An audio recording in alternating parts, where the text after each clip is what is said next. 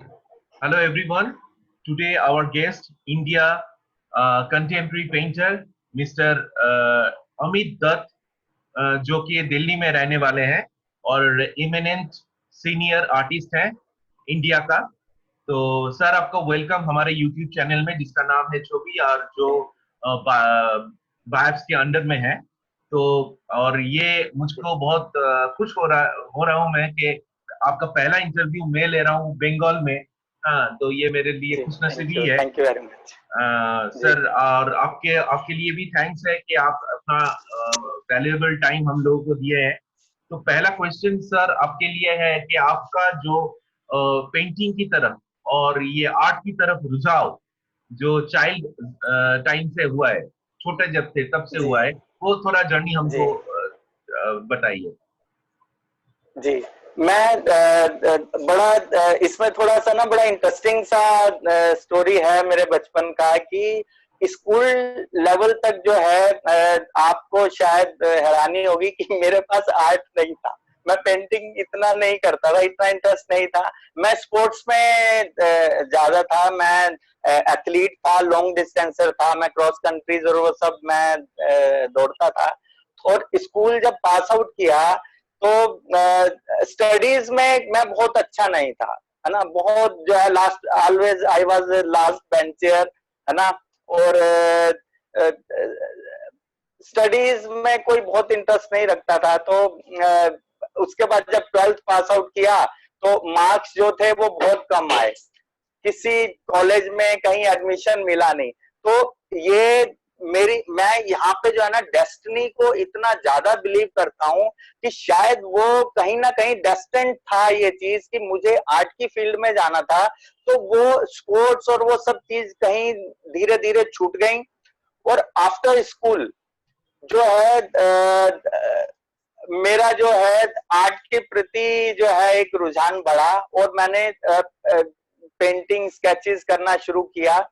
और अमृत पटेल जो एक काफी सीनियर मोस्ट आर्टिस्ट है, अमृत पटेल, मैं उनको ही अपना इनिशियल स्टेज पे उनको अपना ही गुरु मानता हूँ कि उनके संपर्क में मैं आया और उन्होंने ऐसे ही मेरे अंदर कुछ लाइंस कुछ वो देखी। तो उनको लगा रे तू ये क्या कर रहा है। उन्होंने ऐसे ही बोला करे कि तुम्हें तो आर्ट कॉलेज का नाम सुना है। मैंने कहा जी नहीं, वो क्या होता है। उन्होंने कहा यहाँ वहाँ पेंटिंग सिखाते हैं ऐसे वैसे। तो खैर उन्होंने बताया तो हम गए कॉलेज ऑफ आर्ट, हम गए दिल्ली कॉलेज ऑफ आर्ट। वहां गए तो उन्होंने हमें फॉर्म नहीं दिया। कॉलेज ऑफ आर्ट वाले कहने लगे जी आपको एंट्रेंस में बैठने के लिए आपका जो मिनिमम जो मार्क्स जो है दैट शुड बी 50%। और मेरे 45% जो है टोटल एग्रीगेट जो है ना वो 50% चाहिए था, मेरा 45% था। तो उन्होंने कहा आप इसमें नहीं बैठ सकते हैं एग्जाम में। तो फिर यहाँ वहां कई जगह भटके तो पता चला कि राजस्थान स्कूल ऑफ आर्ट जो है वो 45% पे जो है एंट्रेंस के लिए आप बैठने देते हैं। तो बस वो एंट्रेंस दिया और उसमें हम क्लियर करके उसको एडमिशन हुआ। तो बस फिर ऐसे ही अंदर जैसे होता है ना कि एक लो लगने वाली बात है कि एक आपके अंदर एक कुछ होता है कि आप, और ऐसा लगा कि जैसे शायद मैं इसी काम के लिए इसी चीज के लिए बना था। और फिर मैंने जो रात दिन काम करना शुरू किया, स्टडी करनी शुरू करी, स्केचेस करता था रोज के बेहिसाब, रेलवे स्टेशन, बस अड्डे और यहाँ इन सब जगहों पे पब्लिक प्लेसेस पे जाना, वहां पे जो है ह्यूमन फिगर्स को वहां पे खूब स्केचेस करने। और बस ऐसे ही करते करते जो है कब जो है हम जो है इस दौड़ में इस जर्नी में हम शुरू सीरियस हो हो गए। चुके हैं। और वो यात्रा, हाँ वो यात्रा अभी तक चल रही है बस। बहुत जी। बढ़िया, बहुत बढ़िया। सर, आपका जो मेनली आप तो स्कल्पचर करते हैं कि पेंटिंग ही करते हैं ज्यादा? मैं वैसे पेंटिंग ही करता हूँ, लेकिन हाँ स्कल्पचर मैंने एक दो किए हैं। एक दो स्कल्पचर्स मैंने कुछ किए हैं। और लेकिन मेनली पेंटिंग ही करता हूँ। वो स्कल्पचर भी ऐसे किए थे कि मेरे स्टूडियो के अंदर ललित कला एकेडमी के कोलैबोरेशन में जो है नव सिद्धार्थ आर्ट ग्रुप ने एक आर्ट कैंप ऑर्गेनाइज किया था अपना। तो उसमें जब ये और वो जो है स्कल्पटर्स का जो कैंप था, तो उसमें सब लोग काम कर रहे थे, मैं स्टूडियो में अपनी पेंटिंग कर रहा था, तो ये बाकी सब आर्टिस्ट जो हैं वहां पे अपना काम कर रहे थे, जिसमें विमान दास जी और काफी सीनियर मोस्ट जो हैं, विमान दास जी पद्मश्री हैं, और इस तरह के आर्टिस्ट, बहुत सारे आर्टिस्ट थे उसमें, नेशनल अवार्डी भी थे और वो सब थे। तो उनको काम करते देखा तो मेरे को लगा चलो मैं भी कुछ करता हूँ, वैक्स थी बहुत, तो वो वैक्स से मैंने कुछ स्कल्पचर वहां पे 2-3 मैंने भी किए, फिर बाद में उसको मैंने कास्ट भी करवाया जो है, तो किए, बहुत ज्यादा स्कल्पचर नहीं किए, हाँ 2-3 स्कल्पचर किए हैं मैंने जी। अच्छा सर, आपका लाइफ में सबसे बड़ा मोमेंट आर्ट के जगत में जो आपके लिए बहुत बड़ा खुशी के दिन था, वो कौन सा दिन था? मैं सही बताऊं, मेरे लिए वो हर पल खुशी का है जिस मोमेंट पे मैं अपने आप को एक्सप्रेस कर रहा होता हूँ, मैं कैनवस के साथ, रंगों के साथ जिस समय वो कर रहा होता हूँ। मतलब कि जो मटेरियलिस्टिक चीजें जो है ना, वो मेरे को कोई बहुत ज्यादा खुशी दे नहीं पाती हैं, है ना। जो इंटरनल एटर्नल जो पीस है और जो एक हैप्पीनेस है ना, मेरे को लगता है कि मैं I am seeking for that only, मैं बस वही ढूंढ रहा हूँ। और वो है कि मैं जैसे कि थोड़ा बहुत लिखता भी रहता हूँ, तो उसमें 2 लाइनें मेरे को याद आ रही हैं कि मैं ढूंढता हूँ उसको जो दिखता नहीं, जैसा दिखता हूं मैं भी तो वैसा हूं नहीं, अभी उतरा हूं 1-2 सीढ़ियां अपने ही भीतर, कि टकरा गया अपने अहम से, गौतम से बौद्ध हो जाना तो तय है मेरा भी, बस अपने भीतर वो वट वृक्ष ढूंढता हूँ। हाँ मैं ढूंढता हूँ उसको जो दिखता नहीं, और जैसा दिखता हूँ मैं भी तो वैसा हूँ नहीं। तो वही है, बस अपने आप को खोज रहा हूँ जी। हाँ। जी, अपने आप को खोज रहा हूँ, और कोई खोज नहीं है मेरे को, और किसी को मटेरियलिस्टिक चीजों को लेके मेरे में कोई इतना उत्साह या इतना कोई वो नहीं रहता है जी। सर, आपके काम में आपका जो पेंटिंग है, वो ज्यादातर पेंटिंग में इंसान रहते हैं, बहुत सारा इंसान रहते हैं, और उसके साथ स्पिरिचुअल ऑब्जेक्ट कुछ रहते हैं, जैसे ट्राइंगल, ओवल शेप। तो इन दोनों का मेल से आपका क्या फिलोसफी है? देखिए, जो जो ह्यूमन फिगर्स और वो जो है वो लाइफ को देखिए, मूर्त और अमूर्त वाली बात है, रियलिस्टिक और एब्स्ट्रैक्ट। जो मूर्त है, मूर्त क्या है, जो रूप है, जो हम फॉर्म है वो मूर्त है, वो रियलिस्टिक है। जो फॉर्म को हम देख पा रहे हैं, जैसे आप, मैं, या जो भी चीज जिसको हम देख पा रहे हैं वो रियलिस्टिक है।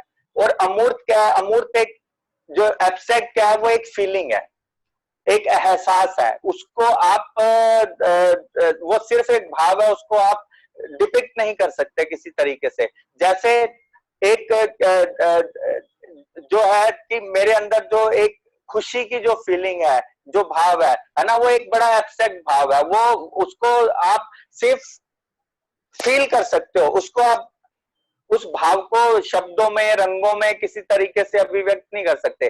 कोई चीज ठंडी है, कोई चीज गर्म है ना, तो ये एक ठंडी हवा का झोंका आ रहा है तो वो आपको टच कर रहा है, तो वो एक फीलिंग है, वो फीलिंग एब्स्ट्रैक्ट है, उसको आप कहीं किसी भी वो अमूर्त है, उसको किसी भी तरीके से आप उसका डिपिक्शन नहीं है, ना शब्दों में है ना वो है, वो एक आपको फील हुआ और आपको एक महसूस हुआ कि हाँ जो है मतलब एहसास है वो एक, तो जी। सर, आपका आपका जो जितना पेंटिंग मैंने देखा है एग्जीबिशन में और फेसबुक में भी, तो देखता ही रहता हूँ।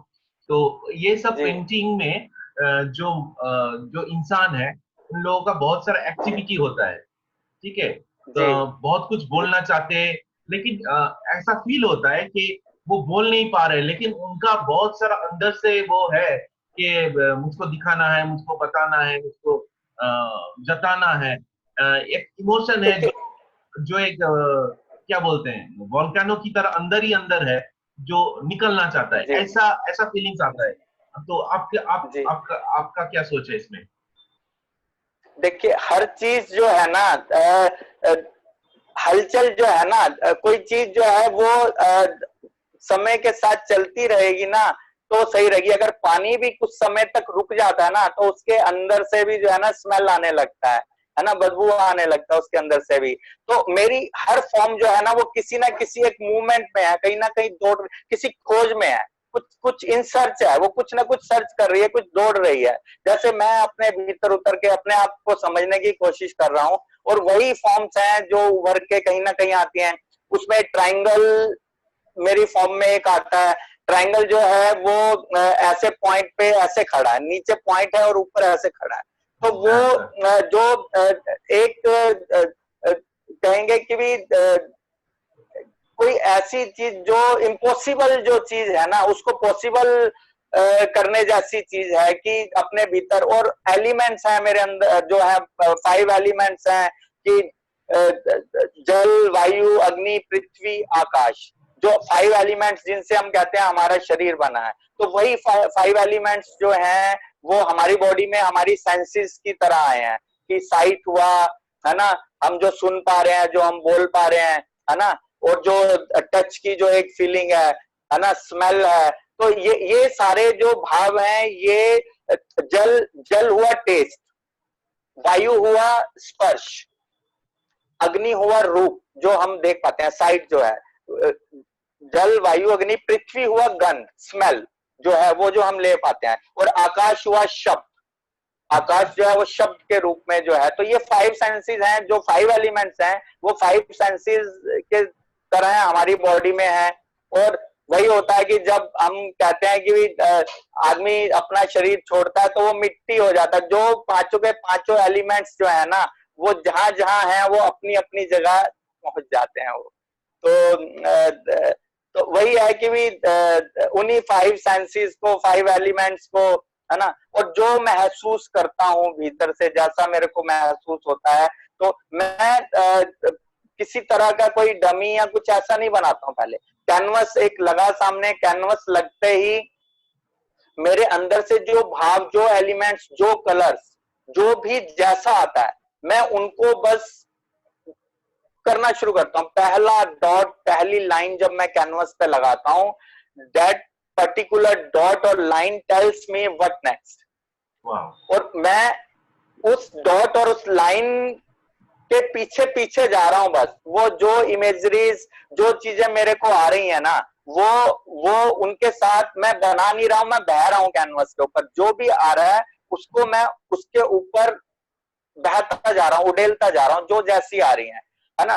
कोई फिगर इधर भाग रही है तो वो इधर ही क्यों भाग रही है? उस समय मेरे मन में वो इस डायरेक्शन में भी जा सकती थी, या स्टिल भी खड़ी हो सकती थी, लेकिन वो इसी डायरेक्शन में क्यों भागी, है ना। या एक ट्रायंगल आया, या बर्ड आए, या उसमें फिश आई, तो वो एलिमेंट्स उस मोमेंट पे क्यों आया?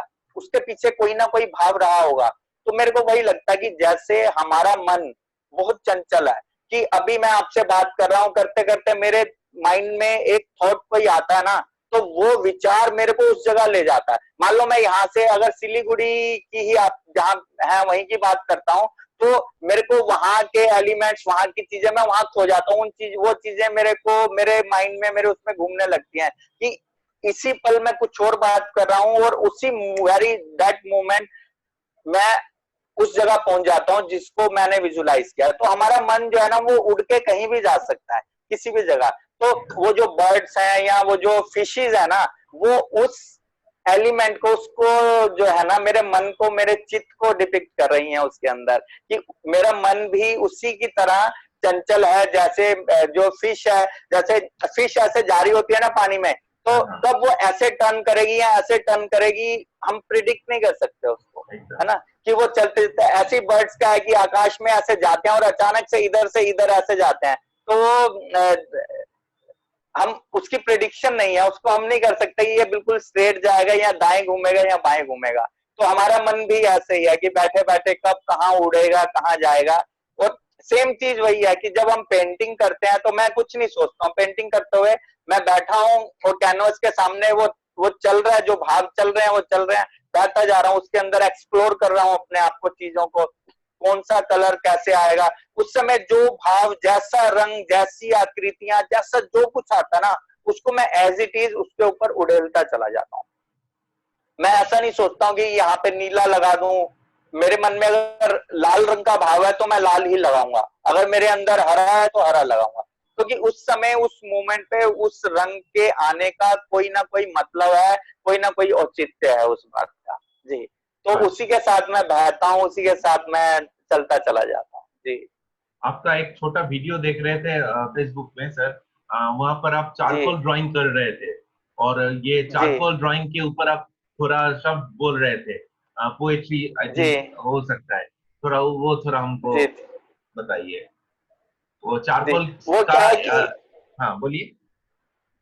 जी, मैं क्या होता है कि कुछ भी उस मोमेंट पे अब मेरे को ध्यान नहीं है मैं क्या बोल रहा था, लेकिन अभी अगर लाइंस पे और उसकी बात करूं तो जो मुझे एकदम लाइंस याद आ रही हैं कि जैसे हम ड्राइंग करते हैं ना, तो लकीरें जिस तरीके से बहती हैं उसमें जो फोर्स होती है और जो होती है, तो और जो पतली और मोटी लकीरें जो उसमें जो चलती हैं, लाइंस जो चलती हैं, तो उस पे मेरे को जो भाव एकदम से याद आया कि छरहरी काली बेबाक लकीरों ने, हाँ हाँ। छरहरी काली बेबाक लकीरों ने बड़ी मासूमियत से कहा, दायरों से बाहर निकलकर 2 कदम चलकर तो देखो, जिंदगी इतनी बुरी भी नहीं है, जिंदगी इतनी बुरी भी नहीं है। होता क्या है बहुत कि खूब। हम ना अपने इर्द गिर्द ना एक बाउंड्री बना लेते हैं, एक दायरा बना लेते हैं, और ये जो दायरा, ये जो बाउंड्री, ये जो दायरा है ना, ये शब्द जब हम सुनते हैं ना, तो हम उसके भाव को, उसके मतलब को सोचे बिना जो है ना अपने आप को बांध लेते हैं।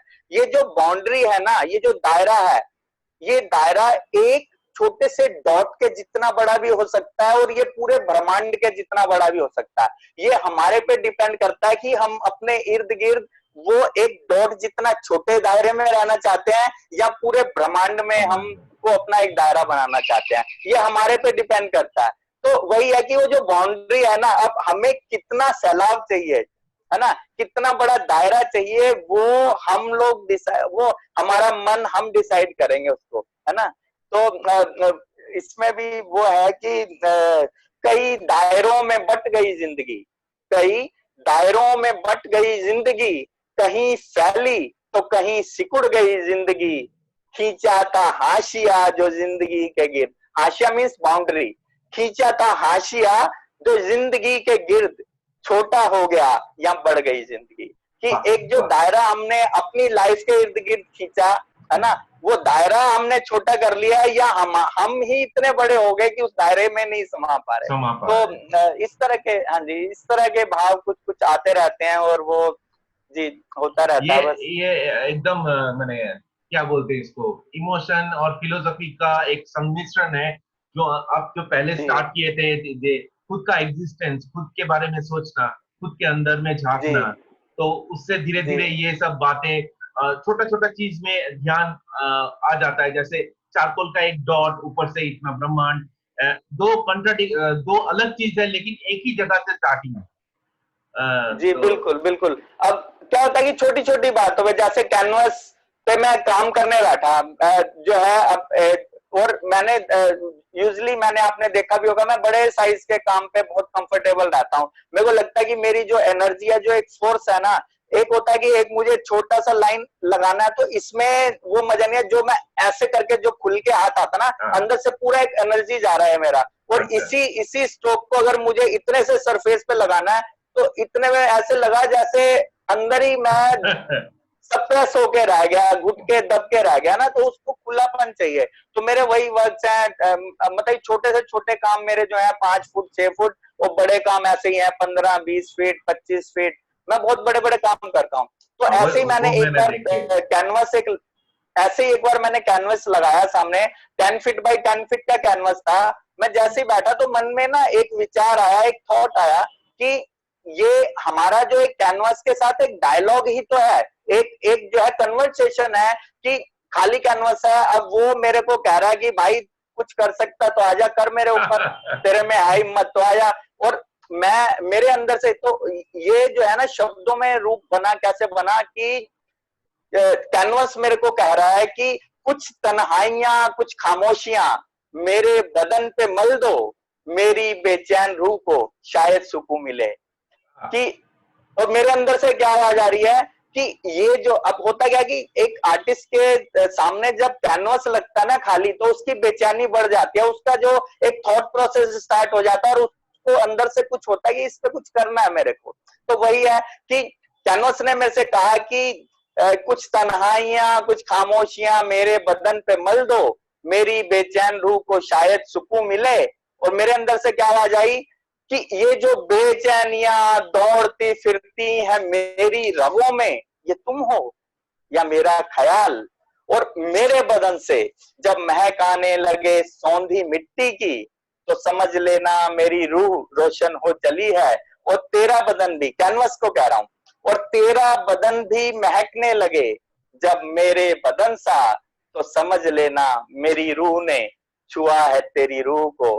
कुछ तन्हाइयां कुछ खामोशियां मेरे बदन पे मल दो, मेरी बेचैन रूह को शायद वाह सुकून मिले। वाह वाह सर, तो इसी ऑसम तरह से ऑसम। कुछ भाव मेरे जो है पोइट्री और पेंटिंग दोनों जो है ना बिल्कुल पैरेलल एक साथ चल रही हैं, बिल्कुल हाथ में हाथ डाल के बिल्कुल साथ के साथ चलती हैं। और मेरा मानना यही है कि जो बेसिकली क्या है कि हम किसी कोई भी भाव हमारे अंदर आया है ना, उसको मैंने चारकोल में किया, ऑयल में किया, वाटर कलर में किया, पेंसिल में किया, सॉफ्ट पेस्टल में, किसी में, ये जो भाव जो है ना, जो कंटेंट है ना, वो सबसे ऊपर है, वो प्राइमरी है।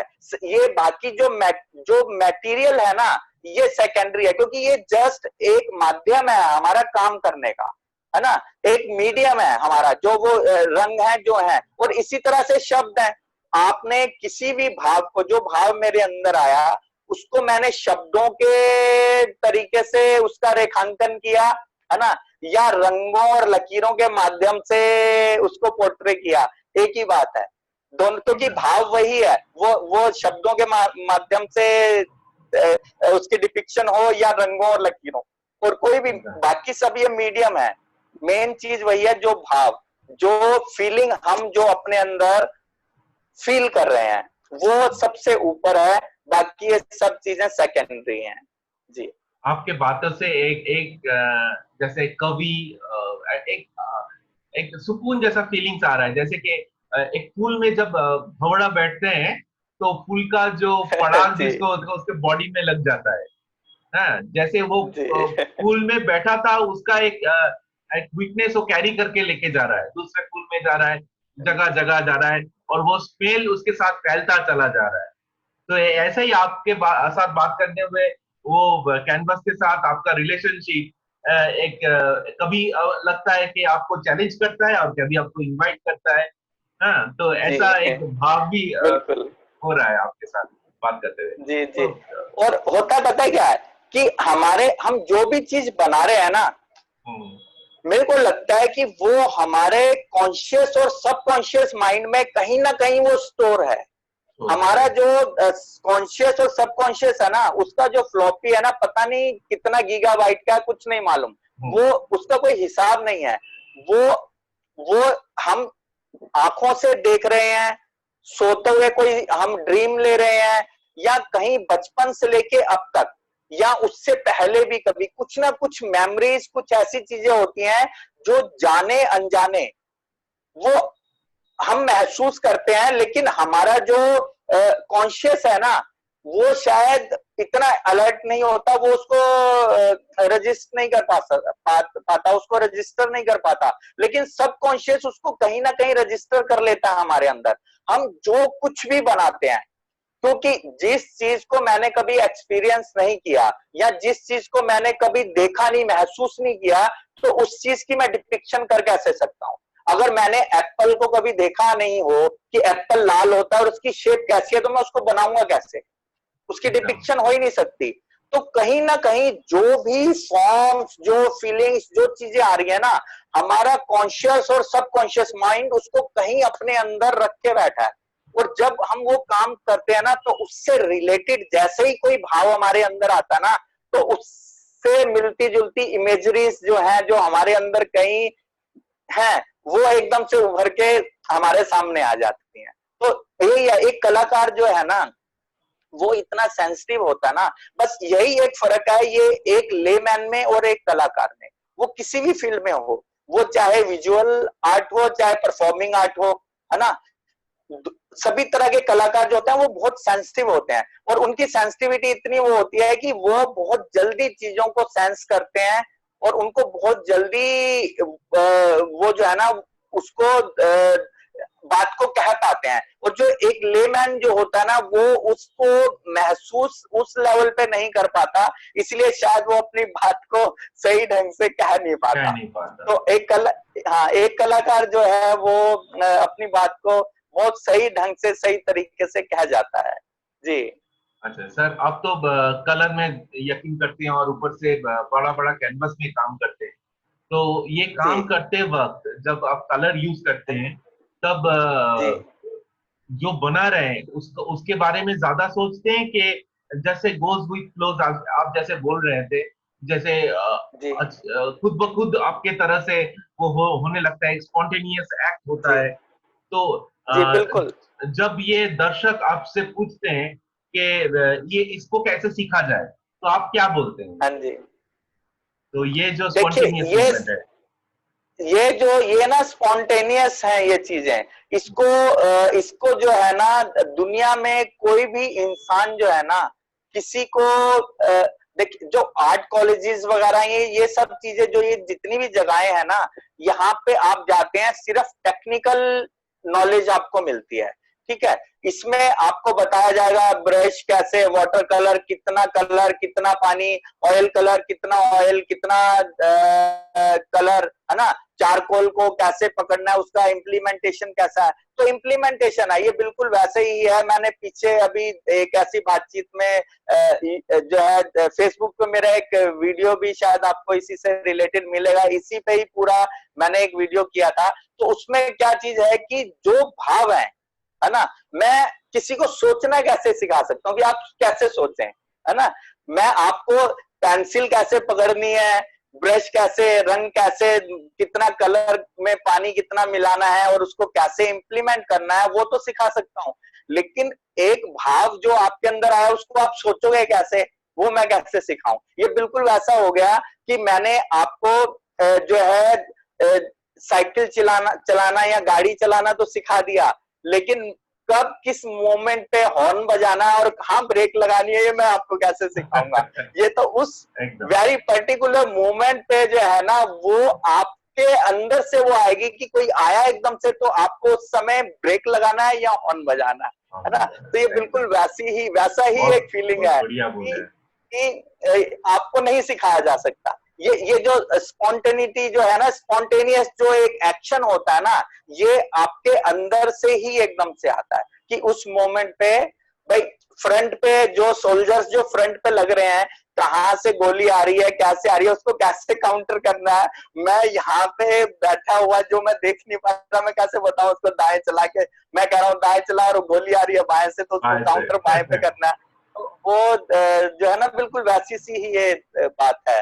तो ये मेरे को लगता है कि ये अपने आप एक प्रैक्टिस के साथ अपने आप आती है। आप जितना इन्वॉल्व होंगे, जितना डीपली उसको महसूस करेंगे ना, तो वो चीज अपने आप आपके अंदर कब आ जाएगी आपको पता ही नहीं चलेगा, सहज हो जाएगा एकदम से, धीरे धीरे धीरे धीरे बिल्कुल इतना सहज हो जाएगा, इतना सरल हो जाएगा, मतलब बहुत कि वो अपने आप घटने लगेगा, होने लगेगा अपने आप, जो है आपको सोचना पड़ेगा ही नहीं। मेरे को लगता है कि जब हमारा माइंड जहां काम करता है ना वो सिर्फ कैलकुलेटिव वे में काम करता है, और जब हम हार्ट से बात करते हैं ना तो उसमें कैलकुलेशन नहीं आती है। और यही कारण है कि जो फॉर्म और जो एक फीलिंग है उनमें यही अंतर है। जो फॉर्म होती है ना, जैसे कोई एक फॉर्म बनी है, एक लेडी बनी है, उसके बाल है, उसने कपड़े पहने हुए हैं, है ना, और जो है तो हम सबसे पहले क्या होता है कि हम जाते हैं उसके कौन सा रंग पहना हुआ है उसने, क्या है कैसे, तो हमारा माइंड जो है ना उन चीजों को पहले कैलकुलेट करता है, उन फीलिंग्स को हमको नहीं। लेकिन एक जो फीलिंग है ना वो क्या होता है कि सीधी, जैसे एक बारिश हो रही है, बड़ी मिट्टी की गीली गीली मिट्टी की सौंधी खुशबू आ रही है ना, या हवा का ठंडा झोंका हमारे को टच कर रहा है, तो ये जो फीलिंग है ना एकदम से अंदर उतरती है, क्योंकि इसका कोई रूप नहीं है, हमारा माइंड को समय ही नहीं मिलता उस चीज को कैलकुलेट करने के लिए। वो क्या होता है कि एक ठंडी हवा का झोंका आया या कहीं से एकदम से स्मेल आती है गीली मिट्टी की, तो माइंड एकदम से यही कहता है कि बारिश हो रही है, लगता है एक खुशी सी महसूस होती है, वो जो चीजें हैं उनसे, है ना। तो वही चीज है कि एक प्लास्टिक का फूल है और एक एक्चुअल फूल है ना। तो वो दोनों में जो एक, उनको दोनों को आपको हाथ में लेके जो एक फील आएगा ना, कि प्लास्टिक वाले में क्या फील आएगा और जो एक्चुअल है उसकी जो स्मेल आ रही है, जो आ रही है, उसकी जो एक फीलिंग है ना, वही वो नेचुरल है ना। तो वही है, तो उस चीज को, इन इन डिफरेंसेस को, इन भेदों को जो है ना, हमें फील करना पड़ेगा, समझना पड़ेगा। तो धीरे धीरे धीरे धीरे अपने आप वो जो चीजें जो फंसी हुई होती है ना, वो एक एक करके ऐसे खुलने लगती है बस। तो वही बात है बस जी। अच्छा सर, मैं आपका पुराना कुछ तस्वीर देख रहा था, तो उसमें देखा कि आप वैन गॉग का एक पेंटिंग के सामने खड़े हुए हैं। तो वैन गॉग का जी जो काम में तो बहुत सारा कलर यूज होता है। तो हम जी लोग ये भी मानते हैं कि वैन गॉग बहुत सारा इमोशन को जनरेट करते हैं कलर से। तो जी आपको कैसा लगा जी। कि ओरिजिनल वैन गॉग के पेंटिंग के सामने खड़ा होने के बाद क्या इमोशन, वैसा कुछ फील आया? बहुत, इतना इमोशंस आए, इतनी फीलिंग आई कि उनकी जिन स्टोरीज को हम पढ़ते थे या उनको सिर्फ बुक्स में हमने देखा था, उनकी पेंटिंग्स को, ड्राइंग्स को, और उनको बिल्कुल सामने एकदम से देख रहे हैं ना, तो एक ऐसा फीलिंग आता है, मतलब एक अलग ही तरह का फीलिंग है, वो एक अलग लेवल का है कि उसको कैसे एक्सप्रेस करे ना, मेरे को समझ नहीं आती उसको, जो है बहुत अलग लेवल का वो फीलिंग है। फिर वहां से जब लौट के आए तो उसपे मैंने एक जो है एक पेंटिंग उस पे बनाया मैंने, जो है वो पेंटिंग जो था 7 फीट बाई 14 15 फीट का, 7 फीट बाप रे। बाई 16 फीट का, 7 फीट बाई 8 फीट के दो कैनवस मैंने जोड़े, 7 फीट बाई 18 फीट का जो है मैंने वो कैनवस तैयार किया।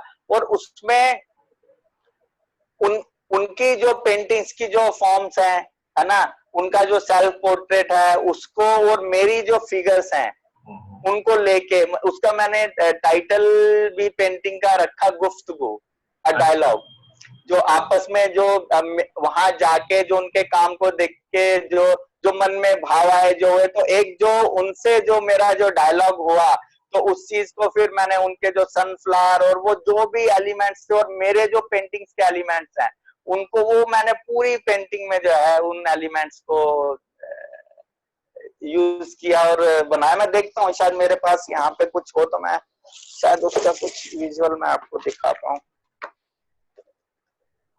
हाँ, ये बुक में है, पता नहीं कितना इसमें नजर आएगा आपको।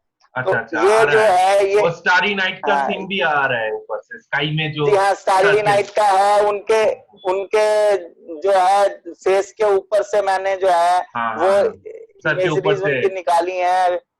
उनके पोर्ट्रेट जो सेल्फ पोर्ट्रेट है, फिर उसके साइड पे वो पूरी फॉर्म्स है मेरी उनकी। और इसी तरह से ये इधर वाले उसमें जो है वैन गॉग और मैं खड़े हुए हैं, आपस अच्छा, में हमारी कुछ बात चल रही है। वाह, जिस बहुत तरह से खूबसूरत कुछ है। मैंने उस जी हाँ, इसको मैंने कुछ फॉर्म्स के तौर पे कुछ इसको मैंने किया। तो बस ऐसे ही कुछ कुछ चीजें, वो ये वहां से आने के बाद ये हुआ, मतलब इतनी एनर्जी थी कि जब वहां से वापस आए इंडिया,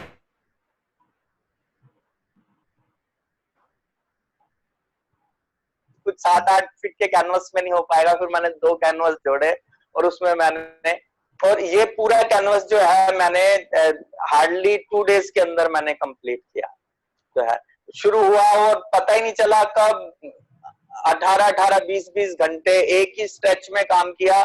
बताइए, वो इतनी एनर्जी थी कि थकावट फील नहीं हुई और होता चला गया सब जो है, बहुत उससे जो है, और बहुत अच्छा मजा सर, आया उसको वहां जाके। तो काफी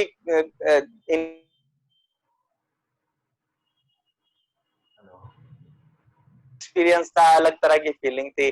जो है मोने, जो है मोने के घर गए हम, वो म्यूजियम बन चुका है, तो मोने के घर गए, वहां पे जाके उन कामों को देखा और उनकी जो पेंटिंग्स में जो पॉन्ड है, जो लिली फ्लावर्स और वो एज इट इज, ऐसे लगता है पूरी पूरी पेंटिंग्स हैं वो, मतलब उनको एज इट इज उन्होंने मेंटेन किया हुआ, वो पॉन्ड वहीं पे ही है वैसे ही, और इतनी वेजिटेशन, इतना इतना सुंदर एनवायरनमेंट था वो बिल्कुल। फिर उनके घर के अंदर गए, वो उनके जो काम है, उनका बेड वेड ये वो सब रूम्स एज इट इज लगे हुए हैं, और उनकी पेंटिंग्स रखी हुई हैं।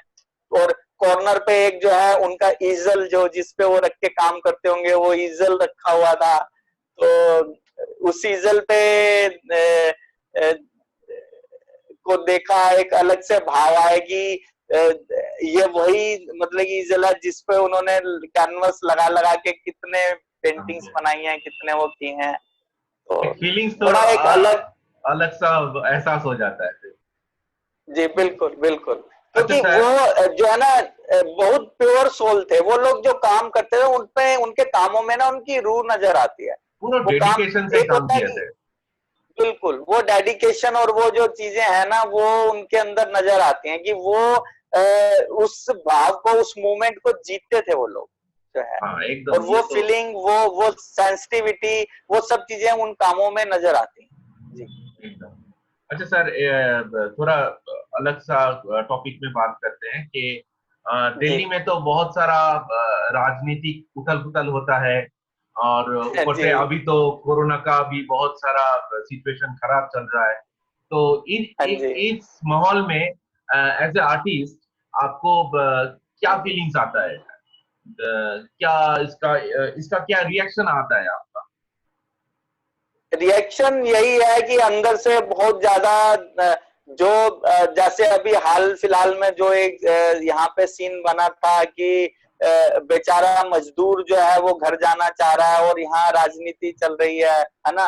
और कितना लोग जो है सड़कों पे ही बेचारे भूख से और गर्मी से मर गए, और उनके पास ना चप्पल है, ना कुछ है, ना खाने को है, ना रहने को कुछ है। तो बड़ा अंदर से एक बड़ा अच्छा नहीं लगता, बहुत दुख होता है इन चीजों को देख के, है ना। और गुस्सा भी आता है सिस्टम पे कि भाई इतने बड़े बड़े डिसीजन आप लोग लेते हैं, लेकिन जो सबसे निचले स्तर पे जो भाई जिसके पास पैसा है, पावर है, सब कुछ है, वो तो उसके लिए तो आप लॉकडाउन कितने समय मर्जी कर लें।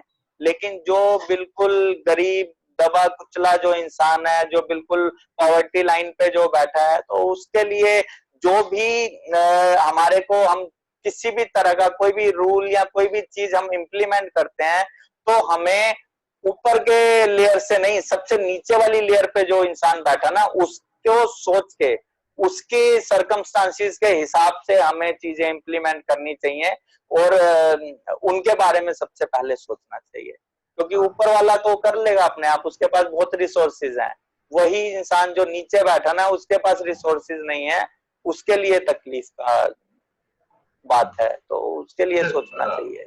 फिर से थोड़ा पेंटिंग में आ जाते हैं। सर, आप ऑयल और एक्रेलिक कौन से मीडियम में ज्यादा कंफर्टेबल फील करते हैं? मैं एक्रेलिक में ज्यादा करता हूँ, क्योंकि ऑयल मीडियम जो है ना, वो मेरे को लगता है बहुत स्लो मीडियम है मेरे हिसाब से। मैं, मेरे अंदर बहुत तेजी से चीजें घटती हैं, और मैं उतने ही फास्ट तरीके से जो है, आपने देखा होगा, मैं कुछ वीडियोस भी जो मेरे अगर फेसबुक पे आपने देखे हैं, तो क्या है कि मैं बहुत फास्ट काम करता हूँ, बहुत फास्ट। मेरे अंदर जो विचार आ रहा है, मैं उसके साथ भागता हूँ बिल्कुल। तो अगर मैं ऑयल में करने लगूंगा ना, तो वो उसको कुछ ऐसी चीजें होती हैं, सूखना पड़ेगा, फिर उस पे लेयर लगाओ, मेरे पास इतना पेशेंस नहीं है ना।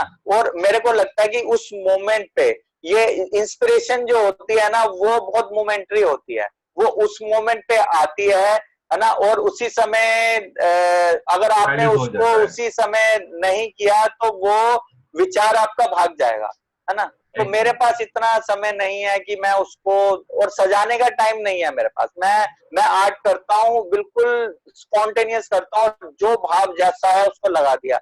मैं ये नहीं सोचता हूँ कि ये कैसा लगेगा किसी को, मुझे अच्छा लग रहा है कि नहीं लग रहा है, मेरी कंसर्न वहीं तक है। अगर मुझे वो चीज अच्छी लग रही है ना, मेरे दिल को वो भा रही है, तो वो कितनी घिनौनी, कितनी गंदी है, मुझे उससे कुछ फर्क नहीं पड़ता। वो मेरी सेटिस्फेक्शन के हिसाब से चीज होनी चाहिए। और मेरे को लगता है कि जैसा मैं भीतर फील करता हूँ, अंदर से जैसा मैं फील करता हूँ, उसी चीज को वैसा ही बाहर अगर मैं निकालता हूँ तो उस चीज की एक प्योरिटी उसकी बनी रहती है ना। मेरे अंदर एक बहुत गंदा कोई घिनौना एक ख्याल आया है ना, और मैंने उसको बहुत सुंदर सजा सजा के उसको मैंने कैनवस पे लगा दिया, और देखने वाला है और वो कहे ओ बहुत सुंदर है, तो मैंने चीटिंग किया, क्योंकि वो विचार तो बहुत घिनौना बहुत गंदा था, वो सुंदर कैनवस पे सुंदर कैसे हो गया? अगर वो घिनौना और गंदा था ना, तो देखने वाले को देख के कहे ची बहुत गंदा है यार ये, उसको, क्योंकि वो भाव अगर घिनौना था गंदा था, मुझे अगर उसको देख के घिन आ रही है, मुझे उसको देख के अच्छा नहीं लग रहा है, तो वो कैनवस पे देखने वाले को भी अच्छा नहीं लगना चाहिए, क्योंकि वो भाव वैसा ही, वो फीलिंग वैसी है। और अगर अंदर से बहुत सुंदर है ना, बहुत वैसा है, तो देखने वाले को भी वैसा लगना चाहिए, है ना। और सुंदर है और मैं उसमें बहुत कलर वैसे लगा रहा हूँ, बड़े जो है शेड्स बड़े सैड से और बड़े वैसी सी फीलिंग दे रहा हूँ, तो वो भी गलत है। तो वो जो जैसा है वो वैसा ही निकल के सामने आना चाहिए। तो वो तभी जो आप जो बात कहना चाहते हो ना, आपके दिल से निकल रही है, तो वो सामने तक एज इट इज वो उस फीलिंग को लेता है, वो पहुंचती है। भाई जितने भी ग्रेट मास्टर्स या जो लोग हुए हैं, वो आज तक अपने काम के से ही वो जिंदा है ना। वो चाहे इस दुनिया में नहीं है, फिर भी वो हमारे बीच में है, अपने काम के, अपने विचारों के, अपने उसके प्रति जिंदा है। हम उनको आज इसलिए याद कर रहे हैं क्योंकि वो कहीं ना कहीं हमारे हार्ट को, हमारी सोल को टच करते हैं, कहीं ना कहीं किसी मोमेंट पे वो हमारी सोल को टच करते हैं, है ना। और अगर वो उसमें ईमानदारी नहीं होगी, ऑनेस्टी नहीं होगी उसकी डिपिक्शन में, उसमें, तो वो आपको टच कर ही नहीं सकता, क्योंकि वो आपको एक कमर्शियल सा बड़ा वो लगेगा कि नहीं ये काम में वो बात नहीं है, वो नहीं, वो आपकी सोल को टच नहीं कर सकता। सर आइस को हो आपका सकता है सुंदर लगे जी। सर आपका एक एग्जीबिशन मैंने देखा था, वो ललित कला में हुआ था, बड़ा बड़ा पेंटिंग जी डाले थे, लकीर तो है। जी लकीर है, राइट। जी थोड़ा वो लकीर है, हाँ एग्जीबिशन जी। का, पेंटिंग और एग्जीबिशन के बारे में कुछ बताइए। जी वो लकीरें जो हैं, मैंने पहले तो इसका टाइटल लकीरें इसलिए रखा कि मेरे को जो मेरी जो लाइंस जो लकीरें हैं ना, इनसे बहुत प्यार है। मैं ज्यादातर मेरे काम, आप मेरे सारे काम ही ड्राइंग बेस्ड होते हैं, है ना। जो कलर्स होते हैं वो कलर्स लगे हैं, उसको पेंटिंगली ट्रीट करता हूँ, लेकिन मेन जो फॉर्म्स हैं, जो फिगर्स हैं, वो सब ड्राइंग्स ही रहती हैं मेरी, है ना।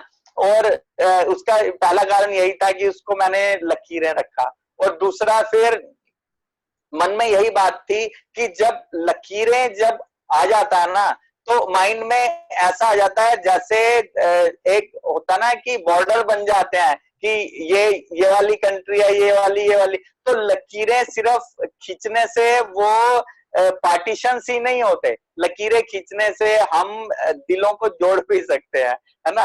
वो लाइंस के थ्रू जो है, जरूरी नहीं है कि वो अपार्ट किसी चीज को दो भागों में बांटेगी, वो जोड़ भी सकती है। तो वो किया। फिर पेंटिंग्स को जो है पूरा नीचे, पूरा ललित कला अकेडमी पूरे के पूरे में शो था, बहुत बड़ा शो था वो। और उसमें मैंने अपना एक ऑडियो विजुअल का भी एक उसमें रखा था कि मेरे स्टूडियो में मेरे काम करते हुए के कुछ मोमेंट्स थे, और मेरे उसके पीछे जो पोइट्री जो है उसको रिसाइट करके उस पोइट्री को उसके साथ डाला था।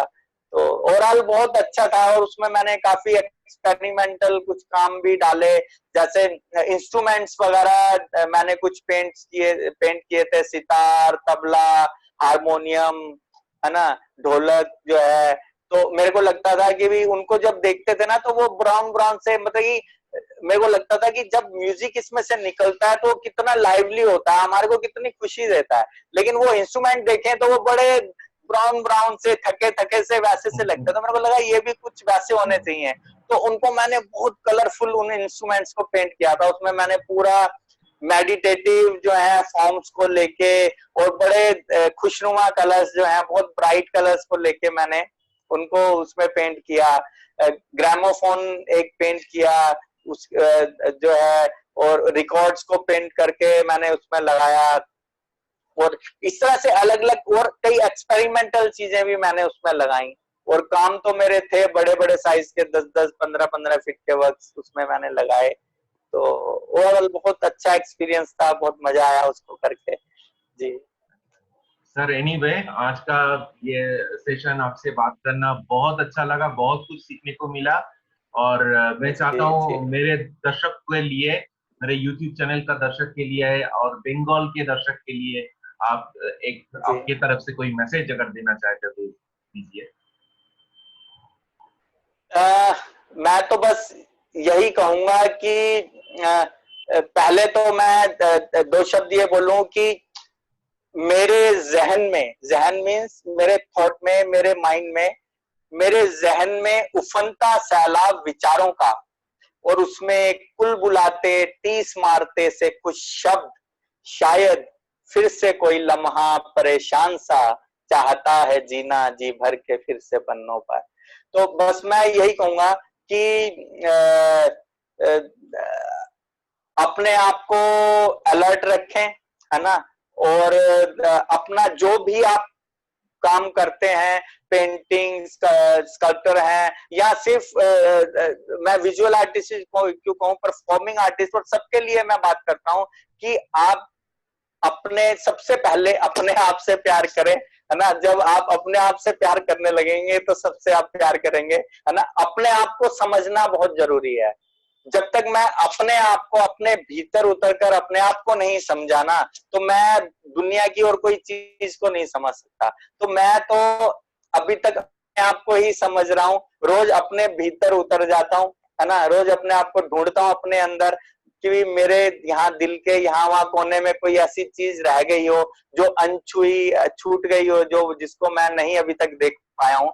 तो अपना वो पहलू ही मैं ढूंढता हूँ, देखता हूँ, है ना।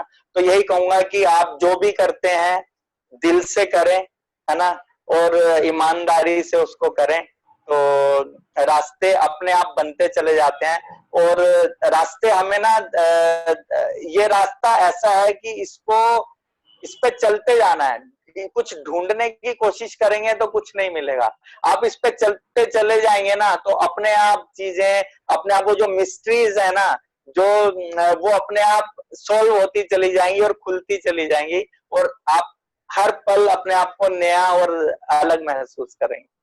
तो बस लगे रहें, काम करें अपना अच्छे से। तो थैंक यू सर। यही कहूंगा कि लो निकलेगा फिर काफिला रंगों और लकीरों का, और जहन की शाखों पे बैठेंगे फिर ख्यालों के परिंदे।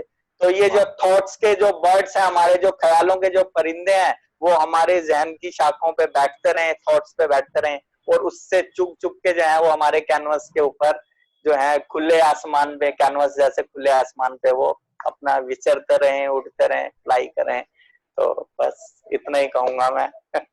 थैंक यू जी सर। आज के जी आपसे दिव्यांशु जी जी। बहुत कुछ सीखने को मिला और बहुत कुछ जानने को अरे मिला, बहुत अच्छा लगा। आपसे पहली बार थैंक यू ऐसे वेरी मच। बात हुआ है। तो मैं जी अपने व्यूअर को ये बोलना चाहूंगा कि ये वीडियो देखिए, अगर पसंद आए तो इसको शेयर कीजिए और इसको सब्सक्राइब कीजिए, ताकि मैं इस जैसा वीडियो और भी बना सकता हूँ, और सर जैसे और भी गुणी आर्टिस्ट लोगों के साथ मिलजुल करके ये जो क्या बोलते हैं इसको, आर्ट का जो सेशन है, आर्ट का जो फीलिंग्स है, ये सबके साथ शेयर कर सकता हूँ। तो thank you sir once again, आपका थैंक यू वेरी टाइम देने मच, के लिए। Thank you very much. Okay. जी नहीं नहीं आप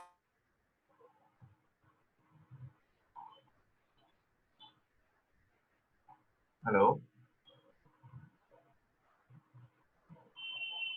হ্যালো, মনে হয় লাইন কেটে গেছে।